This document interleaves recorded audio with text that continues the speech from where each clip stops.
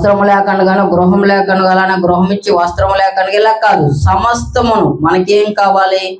కూడు గూడు గుడ్డ అంటారు. మూడు కూడా కావాలి. ఏంటి? వస్త్రం కావాలి, ఆహారం కావాలి, గృహము కావాలి. ఈ మూడు కూడా సమకూడి జరగాలి అంటే ఏం కావాలి అంటున్నాడంటే దేవుని ప్రేమించ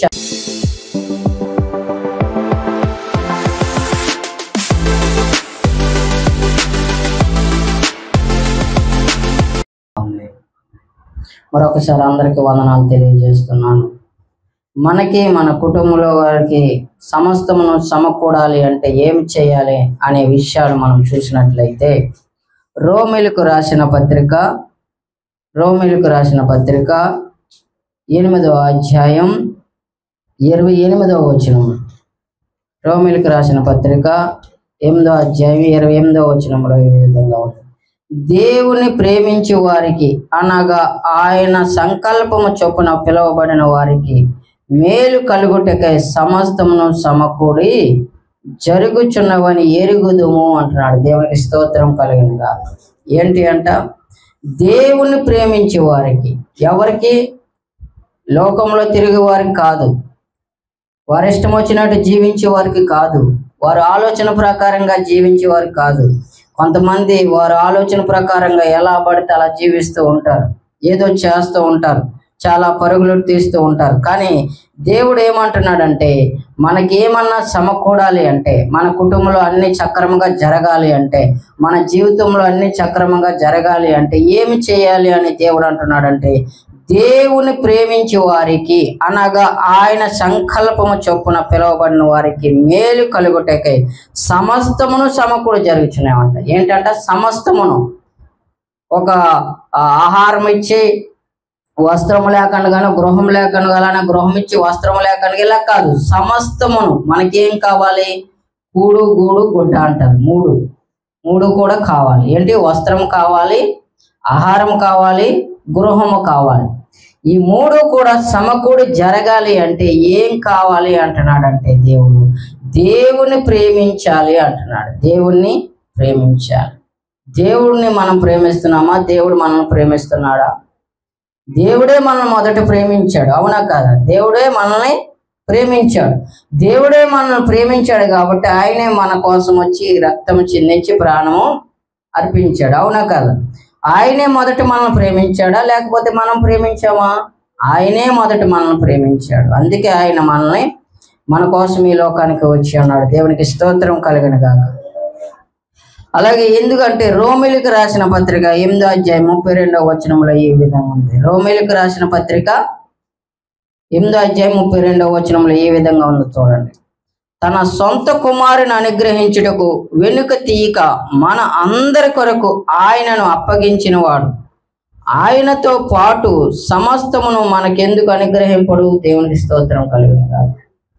యేసుక్రీస్తునంట దేవుడు మన కొరకు పంపించి మనకు రక్తం చిందించి మన పాప క్షమాపణ కొరకు ఆయన పంపించాడంట. ఎవరిని? యేసుక్రీస్తుని. ఆయన ఒక్కగానొక్క కుమారునే ఈ లోకానికి ఇచ్చేస్తే మన అవసరతలు ఎందుకు తీర్చాడు అంటున్నాడు. ఇక్కడ ఏమంటున్నాడు? అందరి కొరకు ఆయన అప్పగించిన వాడు ఆయనతో పాటు సమస్తం మనకెందుకు అనుగ్రహింపుడు? దేవునికి స్తోత్రం కలిగినగా. మీరు ఎప్పుడైనా గమనించారా? మనం పక్క వారికి ఏమేమి ఇస్తాం? మన దగ్గర ఉన్నది. ఒకవేళ మనకి ఎక్కువ ఉన్నాయనుకో కాయగూరలు, అందులో కొన్ని ఇస్తాం. అలాగే మనం ఏదైనా వండుకున్నాం అనుకోండి, కొంచెం మనకి ఇస్తాం, అవునా కదా? కానీ దేవుడు అలా కాదంట. తనకొక్కగానొక్క కుమారుని ఇచ్చేసాడంట. మనం ఒక్కగానొక్క కుమారుని ఇచ్చేస్తామా? దేవుడికి ఇవ్వలేము. కానీ హన్న పిల్లలు పుట్టినప్పుడు ప్రార్థన చేసుకుంటే పిల్లలు పుట్టారు కాబట్టి హన్న దేవుని మందిరంలో ఇచ్చేసింది సమూయేలుని. గొప్ప ప్రయోజకుడు అయ్యాడు. యేసుక్రీస్తుని కూడా దేవుడు ఏం చేశాడు? ఈ ప్రజల కోసం అని ఇచ్చాడు. మరి మనం ప్రార్థన చేసుకుంటే దేవుడు మన అవసరతలు ఎందుకు తీర్చాడు అని ఇక్కడ భక్తుడు తెలియజేస్తూ ఉన్నాడు. పౌలు గారు తెలియజేస్తున్నాడు. దేవుడినే మనకి అనగా యేసుక్రీస్తునే మనకి ఈ లోకానికి ఇచ్చేశాడు కదా, అయితే మన అవసరతలు ఎందుకు తీర్చడు అని ఆయన మన ప్రతి అవసరతలు ఎరిగిన దేవుడు. ఆయన అంటున్నాడు, మన వాక్యం తెలియజేసాం రేపటి గురించి మనం చింతించొద్దు. రేపు ఏమి జరిగిన ఎవరికి తెలియదు. ఆకాశ పక్షులను చూడండి, అవి ఎత్తవు పోయవు, పొట్లలో కూర్చుకోవు, అయినా వాటిని పోషిస్తున్న దేవుడు మిమ్మల్ని కూడా పోషిస్తానని ఆయన అంటున్నాడు. ఆయన మనల్ని విడిచిపెట్టే దేవుడు కాదు అని తెలియజేస్తున్నాడు. ఆయన సమస్తము సమకూడి జరుగుచున్నాయన్న. మన జీవితంలో ఏది జరిగినా అది మేలుకి చేస్తాడంటే దేవుడు. దేవునికి స్తోత్రం కలుగును.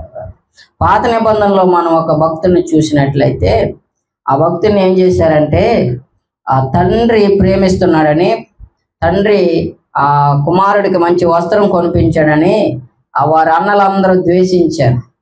అన్నలందరూ ద్వేషించి ఈ అన్నలు ఏదైనా తప్పు చేస్తే ఆ తప్పుని తీసుకొచ్చి తండ్రికి చెప్పేవాడు ఆ కుమారుడు. అయితే వారందరూ ఈ కుమారుడి మీద పగబట్టి ఏం చేశారంటే అతన్ని ఐగుప్తీయులకి అమ్మేశారు.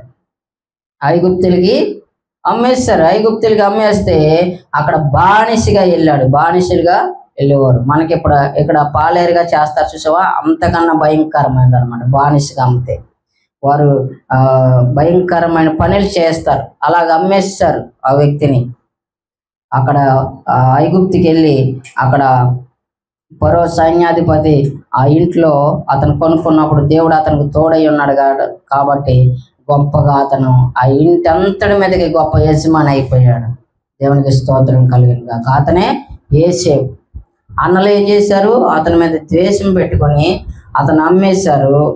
ఆ ఐగుప్తులోకి వెళ్ళిన తర్వాత ఆ సైన్యాధిపతి అతను కొనుక్కొని ఆ ఇంట్లో పెడితే తన జ్ఞానంతో దేవుడు తోడై ఉన్నాడు కనుక ఆ ఇల్లంతటికి గొప్ప యజమాని అయిపోయాడు. కానీ తన భార్య కూడా, ఆ యజమాని యొక్క భార్య ఇతన్ని పాపం చేద్దాం రమ్మన్నప్పుడు ఇతను వెళ్ళలేదు, దేవుని భయం ఉంది కాబట్టి. మళ్ళీ ఏం చేశారంటే ఇతన్ని తీసుకెళ్ళి ఆ జైల్లో పెట్టేశారు తన భార్య చెప్పిన మాటల వల్ల.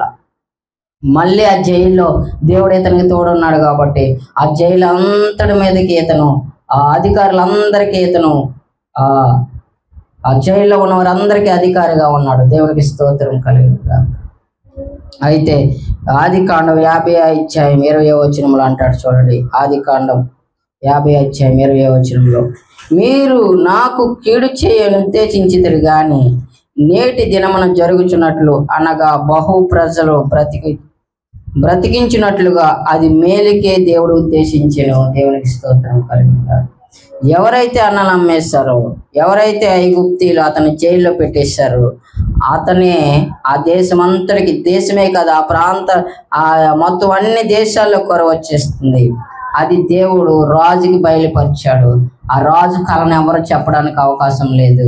ఈ యోసేపు వెళ్ళి ఆ రాజు కళను చెప్పినప్పుడు ఆ రాజు ఆశ్చర్యపోయి, ఇదిగో నువ్వేం చేస్తావో తెలియదు, మొత్తం అంతా ఐగుప్తునంతా నీ చేతిలో పెడుతున్నానని అతనికి ఉంగరం తొడిగి ఒక గొప్ప అధికారం చేసేసాడు. దేవునికి స్తోత్రం కలుగును.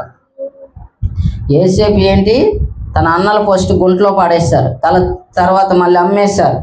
అమ్మిన తర్వాత ఐగుప్తులో ఉన్న ఆ సైన్యాధిపతి ఏం చేశాడు, జైల్లో పెట్టించేశాడు తన భార్య చేసిన నిందకులను. అయినప్పటికీ దేవుడు అతనికి తోడున్నాడు కనుక పాపం అతను చేయలేదు కాబట్టి ఆ ఐగుప్తు అంతటి మీదకి ప్రధానమంత్రిగా అయిపోయాడు. కరువు వచ్చినప్పుడు అతని ధాన్యాన్ని అంతా సమకూర్చాడు. 7 సంవత్సరాలు కరువు వచ్చింది. ఆ కరువులో అన్నలు వచ్చారు. ఎవరైతే అమ్మేశారో, ఎవరైతే గుంట్లో వేసేసారో ఆ అన్నలు ఆహారం కోసం వస్తారు. వచ్చినప్పుడు నేనే యోసేపుని అని చెప్పినప్పుడు వాళ్ళందరూ భయపడిపోతారు. ఎందుకని, అయ్యో ఆ తమ్ముని గుంట్లో వేసేసాం, అలాగే అమ్మేసాం, మమ్మల్ని ఏమైనా చేస్తాడేమో, ఇప్పుడు ప్రధానమంత్రి అయిపోయాడు, గొప్ప అధికారి అయిపోయాడు అని భయపడుతుంటాయి. అప్పుడు చెప్తాడు ఈ మాట యోసేపు. ఏమంటున్నాడు, మీరు నాకు కీడు చేయ ఉద్దేశించితురు గాని నేటి దినమున జరుగుచున్నట్లుగా అనగా బహు ప్రజలను బ్రతికించినట్లుగా అది మేలుకే దేవుడు ఉద్దేశించాడంట. యోసేపును చంపేద్దాం అనుకున్నారు, అవునా కదా, కానీ దేవుడు దాన్ని ఏం చేశాడంట, మేలుగా. అయితే ఐగుప్తులో తీసుకొచ్చిన తర్వాత, ఐగుప్తులో కరువు వచ్చిన తర్వాత దేవుడు ఈ యోసేపుకి బయలుపరిచాడు కాబట్టి కలంతా చెప్పాడు, రాజుకి చెప్పాడు, ఇదిగో ఒక కరువు వస్తుంది, మీరందరూ అలర్ట్గా ఉండాలి అని చెప్పినప్పుడు, అయితే మాకు అది తెలియదు కాబట్టి నీవే చెయ్యి అని యోసేపుకి అప్పచెప్పేశాడు రాజు. అందుకే 7 సంవత్సరాలంతా ధాన్యం అంతా సమకూర్చాడు. 7వ సంవత్సరంలో కరువు వచ్చింది. ఆ కరువులో ఇతనే ఆహారం ఇచ్చేవాడు అందరికీ. అందుకే వచ్చారు అన్నలు.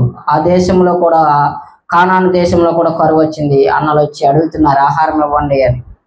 ఎవరైతే తోసేశారో, ఎవరైతే అమ్మేశారో, ఎవరైతే రాజులు సైన్యాధిపతులు ఇతన్ని జైల్లో పెట్టారో ఇతని దగ్గరికి వచ్చి అధికారం ఇచ్చాడు దేవుడు. దేవునికి స్తోత్రం కలుగునుగా. అంతే, సమస్తము సమకూడి జరగడం అంటే ఏంటి?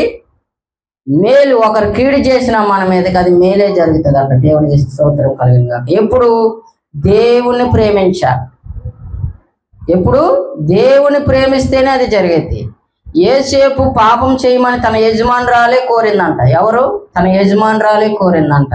అయినప్పటికీ కూడా యేసేపు ఎదిపించుకుని పరిగెట్టుకుని తన వస్త్రం వదిలివేసి వెళ్ళిపోయాడు.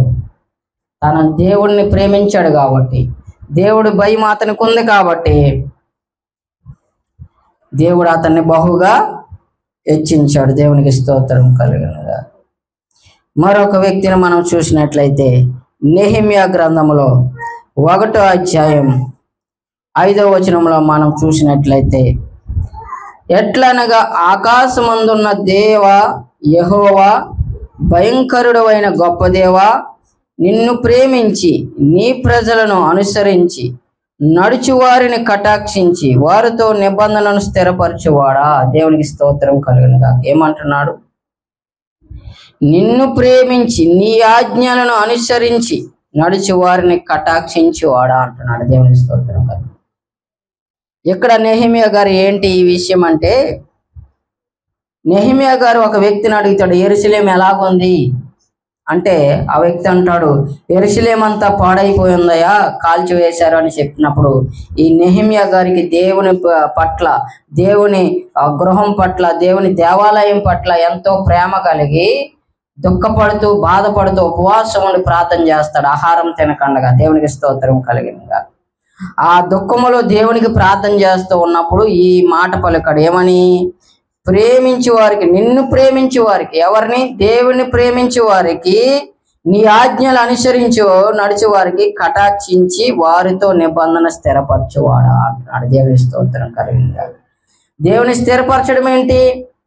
ఇజ్రాయేల్ ప్రజలందరినీ దేవుడు ఆశీర్వదిస్తానన్నాడు. కానీ ఆ యెరూషలేము పాడైపోయింది, కాల్చివేశారు, అన్నీ పాడైపోయినాయి.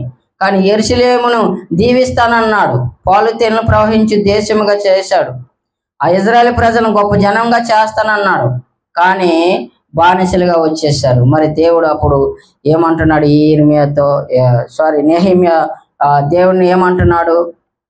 నిన్ను ప్రేమించే వారిని, నీ ఆజ్ఞలను అనుసరించే వారిని కటాక్షించి నిబంధన స్థిరపరుస్తానన్నాడు. అయితే ముందు మనం ఏదైతే అనుకున్నామో, ఈ దేవుడు ఏదైతే ఈ బైబిల్ గ్రంథంలో తన ఆజ్ఞల్ని ఉంచాడో వాటిని ఎవరైతే అనుసరిస్తారో, ఏంటి? తన ఆజ్ఞల్ని ఎవరైతే అనుసరిస్తారో, తను ఎవరైతే ప్రేమిస్తారో, తను చేసిన నిబంధన అనగా తను దీవిస్తానన్న ఆశీర్వచనాలన్నీ కూడా చేస్తాడు. దేవునికి స్తోత్రం.